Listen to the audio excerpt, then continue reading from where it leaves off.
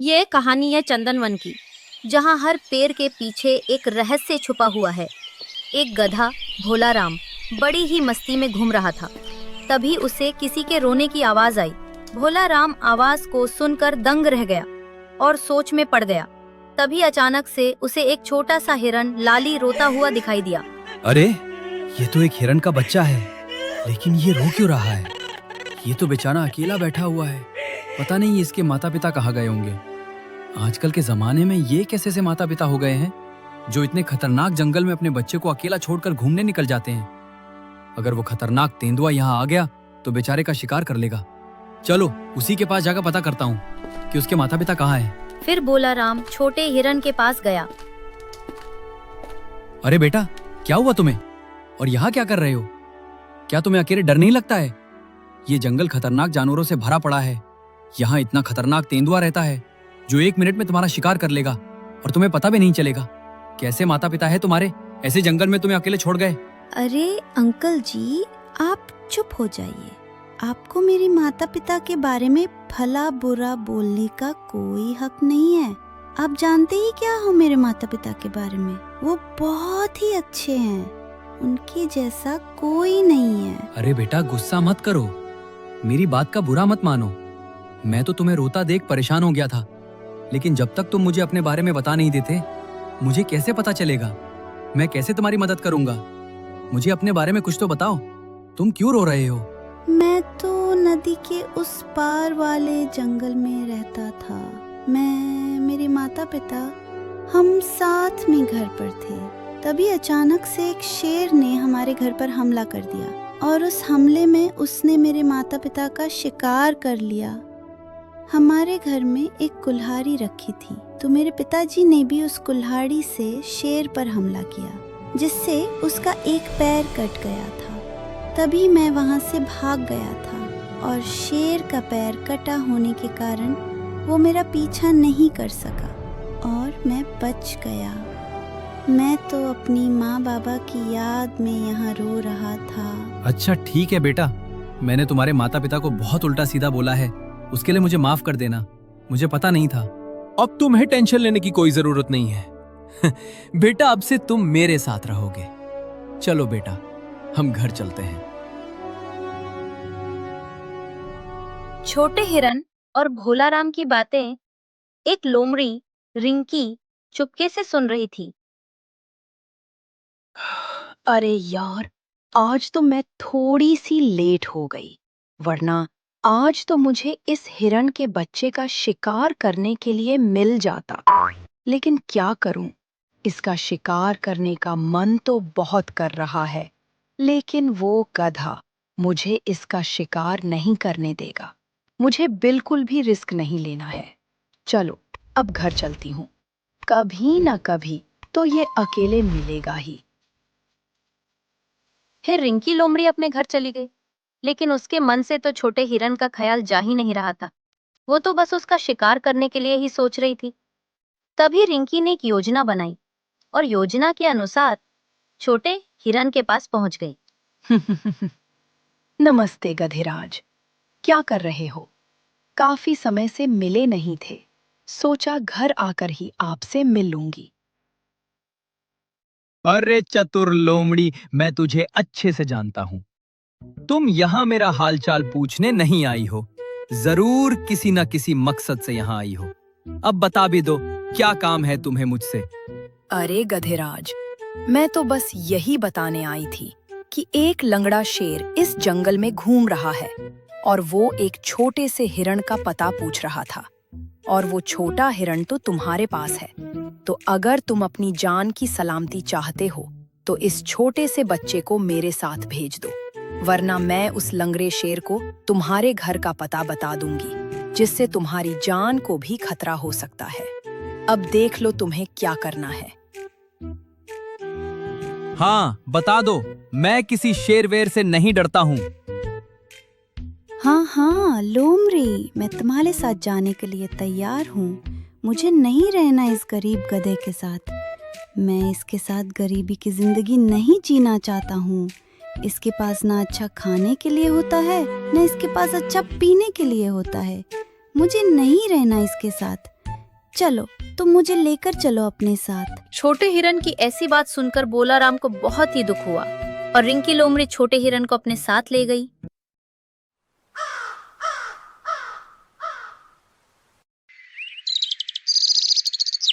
देखते ही देखते 3 दिन हो गए, पता ही नहीं चला। बोलाराम को छोटे हिरन का बहुत बुरा लग रहा था और उसने सोचा कि एक बार छोटे हिरन को देख आऊं। फिर बोलाराम अपने छोटे हिरन को देखने के लिए निकल गया, लेकिन वो अपने मन में सोचता ही जा रहा था। क्या बोलूंगा उससे, कैसे मिलूंगा, क्या वो मुझसे मिलना चाहता होगा? इतने में भोलाराम का पुराना दोस्त सुअर सामने से आ गया। अरे गधे भोलाराम भाई, कहाँ जा रहे हो इतनी जल्दी में? जरा मुझे भी तो बताओ। तुम तो यार बहुत दिनों में मिले हो, कभी दिखते ही नहीं हो। जंगल में कहाँ घूमते रहते हो? फिर भोलाराम ने सुअर को सारी बातें बताईं, तो सुअर को भी भोलाराम की बात सुनकर बहुत दुख हुआ। अरे बाप रे भाई, आजकल का जमाना तो बहुत ही खराब हो गया है। आजकल के बच्चे तो सगे माता पिता के नहीं होते हैं। आजकल के बच्चे तो अपने माता पिता को अकेला छोड़कर चले जाते हैं और बूढ़े माता पिता को अपने साथ नहीं रखते हैं। तुम्हारा तो फिर भी कोई रिश्ता नहीं है।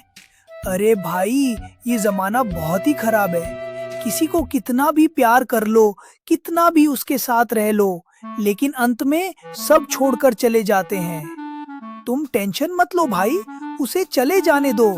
वो कौन सा तुम्हारा सगा था? अरे अरे भाई, ऐसा मत बोलो। मेरे लिए तो वो सगे से भी बढ़कर है। तुम्हें पता नहीं मैं उससे कितना प्यार करता हूं, लेकिन वो तो बहुत मतलबी निकला। भाई, वो चले गया तो उसे चले जाने दो। मुझे उससे कोई दिक्कत नहीं है। मैं तो बस उसे एक बार देखना चाहता हूं। बस एक बार दूर से ही उसे देखा हूं कि वो किस हाल में है। मैं कोई उसे अपने पास बुलाना नहीं चाह रहा हूं। जब वो मेरे साथ रहना ही नहीं चाहता है तो बुलाने का क्या फायदा?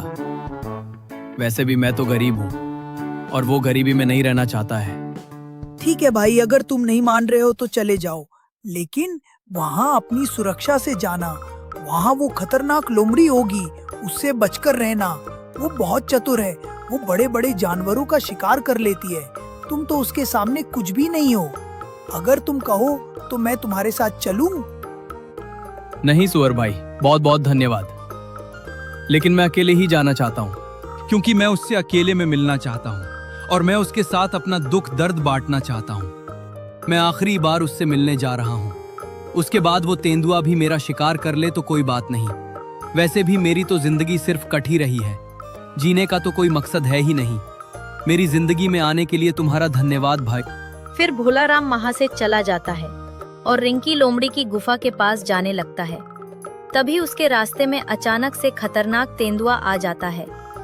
अरे वाह, आज तो बड़ा ही मोटा शिकार हाथ लगा है। तेरा शिकार करके मेरे 3-4 दिन आराम से कट जाएंगे। आज तो बड़ी मोटी चमड़ी खाने को मिलेगी। नहीं नहीं महाराज, मेरा शिकार मत करो, मुझे जाने दो। मैं तो अपने छोटे हिरन से मिलने जा रहा हूँ। ऐसे कैसे जाने दूं? इतनी धूप में मैं यहाँ मक्खियां मारने नहीं आया हूँ। आज तो तुम्हारा शिकार होकर ही रहेगा। मैंने कल से किसी भी जानवर का शिकार नहीं किया है। मुझे बड़ी तेज भूख लग रही है। अगर तुम्हें जाने दिया तो आज भी मुझे भूखा ही सोना पड़ेगा। महाराज, मैं आपको भूखा नहीं सोने दूंगा। मैं बस अपने छोटे हिरन को बस देख कर आता हूँ, फिर तुम मेरा शिकार कर लेना। मैं बस आखिरी बार उसे देखना चाहता हूँ। पता नहीं वो किस हाल में होगा। वो दुष्ट लोमड़ी उसे अपने साथ लेकर गई है। नहीं नहीं, अगर तुम ऐसा बोल के वापस ही नहीं आए और यहाँ से भाग कर चले गए तो मैं क्या करूँगा? बड़ी मुश्किलों से तो तुम मुझे दिखे हो। अब मैं और शिकार कहाँ ढूंढूंगा? महाराज, मेरा विश्वास करो, मैं छोटे हिरन से मिलकर सीधा आपके ही पास आऊंगा। बस आप मेरी ये अंतिम इच्छा समझकर पूरी कर दीजिए। तभी तेंदुआ थोड़ी देर सोचता है। ठीक है, मैं तुम्हारी अंतिम इच्छा समझकर पूरी कर रहा हूँ। तुमने विश्वास की बात कर दी। अब तुम जल्दी से जाओ और अपने उस छोटे हिरन से मिलकर आओ। मैं अब और ज्यादा इंतजार नहीं कर सकता। तुम जल्दी लौटकर मेरे पास आओ। ठीक है महाराज, आपका बहुत बहुत धन्यवाद। फिर भोलाराम तेंदुए को पागल बनाकर वहां से चला जाता है और जैसे ही रिंकी लोमड़ी की गुफा के पास पहुंचता है तो उसे वहां लोमड़ी और छोटा हिरन दिखाई देते हैं। फिर भोलाराम वही खड़ा होकर लोमड़ी के जाने का इंतजार करने लगता है। थोड़ी ही देर में लोमड़ी वहां से चली गई। फिर भोलाराम छोटे हिरन के पास गया। अरे हिरन बेटा, मैं तो तुम्हारे बिना रह ही नहीं पा रहा हूँ। मुझे तो तुम्हारी बहुत याद आती है। अब तो मुझे लगता है कि मैं तुम्हारे बिना जी नहीं पाऊंगा। मुझे तो तुम्हारी बहुत याद आती है बेटा, इसलिए मैं तुम्हारे पास आ गया हूँ। बेटा, मैं तो गरीब हूँ, इसलिए तुम मेरे पास नहीं रहना चाहते हो, पर मुझे तुम्हारी बहुत याद आती है। नहीं अंकल, ऐसे मत बोलिए। आप तो मुझे समझ ही नहीं पाए हो। अरे आपने तो मुझे अब तक नहीं समझा। आप तो वो हो जिसने मुझे अपने बेटे जैसे प्यार दिया। इतना प्यार तो मेरे पिताजी भी मुझसे नहीं कर पाते जितना आप करते हो। मैं तो उस दिन इसलिए इस लोमड़ी के साथ आ गया था कि मुझे लगा अगर वो लंगड़ा शेर यहाँ आ गया तो वो मेरे साथ साथ आपका भी शिकार कर लेगा। इसलिए मैंने सोचा मेरा शिकार होता है तो हो जाए, लेकिन मैं आपको कुछ भी नहीं होने दूंगा। मैं भी आपके बिना अब बिल्कुल भी नहीं रह सकता हूँ। मुझे अब आपके साथ में ही अच्छा लगता है। अब आप यहाँ से चले जाओ। अगर वो लोमड़ी यहाँ आ गई तो बहुत बड़ी गड़बड़ हो जाएगी। नहीं बेटा, अब तो मुझे सच्चाई का पता चल चुका है। अब मैं तुम्हें इस हाल में छोड़कर कहीं नहीं जाऊंगा। अब हम दोनों को कोई अलग नहीं कर सकता है। अब मैं तुम्हें यहाँ से लेकर ही वापस जाऊंगा। अब आने दो उस लोमड़ी को, उसको तो मैं बताऊंगा। तुम यहीं चुपचाप बैठे रहना, मेरे पास एक योजना है। फिर भोलाराम अपनी योजना के अनुसार वहीं छुप गया। थोड़ी ही देर में रिंकी लोमड़ी अपनी गुफा के पास आई तो वो भोलाराम के बिछाए हुए जाल में फंस गई। फिर भोलाराम अपने छोटे हिरन के पास गया और उसने उसे आजाद कर दिया। अरे अरे गधेराज, कहाँ जा रहे हो? मुझे इस जाल से आज़ाद तो करते जाओ। इस जाल में तो मैं फंसी फंसी मर जाऊंगी। इस जाल में तो मैं भूखी ही मर जाऊंगी। मुझे माफ कर दो गधेराज भाई, मुझे जाल से निकालते हुए जाओ। अरे लोमड़ी, तूने बहुत बड़ा पाप किया है और तेरा पाप माफ करने के लायक नहीं है। तू एक छोटे बच्चे को धोखे से अपने पास ले आई और तेरे इस पाप की यही सजा है कि तू इस जाल में फंसी फंसी मर जाए और तुझे कोई पानी देने वाला भी नहीं आए। अरे मेरे दिल से पूछ, छोटे हिरन को मुझसे जुदा करने के बाद मेरे दिल पर क्या बीती है। 3 दिन मेरे लिए 3 साल जितने बराबर हो गए थे। अरे लोमड़ी, तू मेरे दर्द को नहीं समझ सकती है। जब तू भूखी प्यासी तड़पेगी तब पता चलेगा। नहीं नहीं अंकल, इस लोमड़ी को यहाँ से आज़ाद कर दीजिए। मैं उसको आज़ाद करना चाहता हूँ। ये क्या कह रहे हो बेटा? तुम पागल तो नहीं हो गए हो? अगर इस लोमड़ी को आजाद कर दिया तो ये तुम पर हमला कर सकती है। बेटा, ये क्या कह रहे हो? इस लोमड़ी को इस जाल में ही रहने दो। मैं इस लोमड़ी को आज़ाद करना चाहता हूँ। एक दिन इस लोमड़ी के पास एक ही रोटी बची थी और उसने वो एक रोटी मुझे खिला दी थी और खुद भूखी सो गई थी। मैं उस कर्ज को मिटाना चाहता हूँ।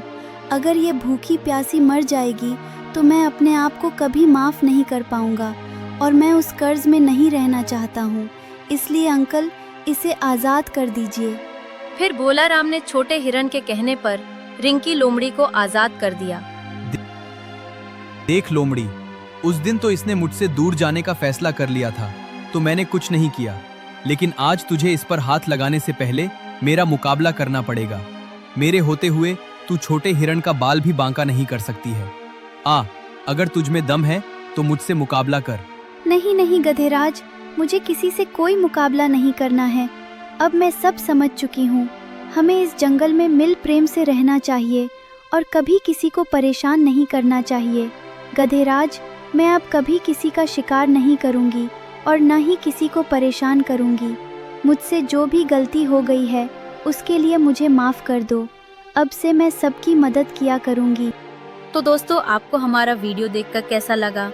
अगर वीडियो अच्छा लगा तो वीडियो को एक लाइक और चैनल को सब्सक्राइब ज़रूर करें ताकि हर वीडियो का नोटिफिकेशन सबसे पहले आप तक पहुंचे।